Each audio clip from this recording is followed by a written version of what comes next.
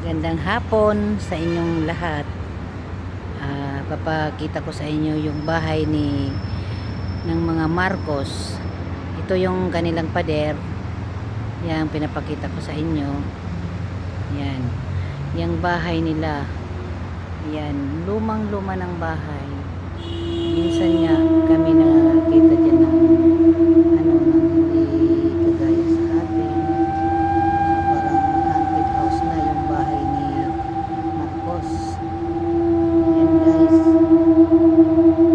lumang-luma na siya. Hindi tayo makapasok-pasok yan sa loob. Ang lalaki ng mga aso. May caretaker man yan sila dun, pero nandun sa unahan yung nasa kabila ang kanila mga kubo-kubo. Ito talaga wala nang nakatira. Matagal na panahon. Nakita kami dyan ng hindi kagaya sa atin. Kubo madalas makakita dyan. Yan yung bahay nila.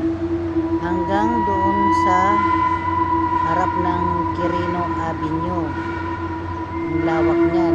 Yan ang ginagawang garden ng mga caretaker nila. Yan.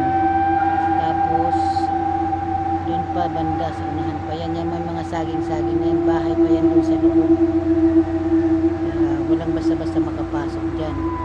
Sobrang laki ng mga aso.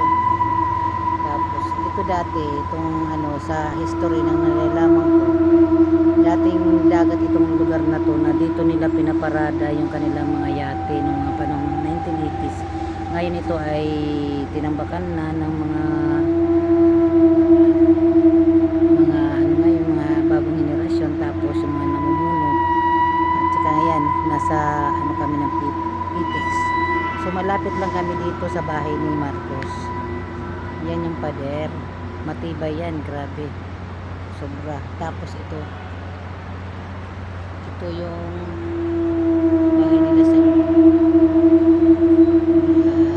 siguro marami na nakatira dyan, hindi kagaya sa atin. Nakakatakot yan dyan pagka pinadaan kami. Nakatakot kami. Pero malawak yung garden nila sa loob. May tao naman yan dyan. Mga Ilonggo, mga nakatira. Yung caretaker nila. Yan lalo. Yan nakakita yung kagaya sa atin. Ito, dito. Yan. Lumang-luma na pero matibay pa din. Grabe, pero may pa yung sa ilalim. May underground. Yan, nakakatakot. Hanggang dito na lang guys. Thank you for watching guys. Thank you.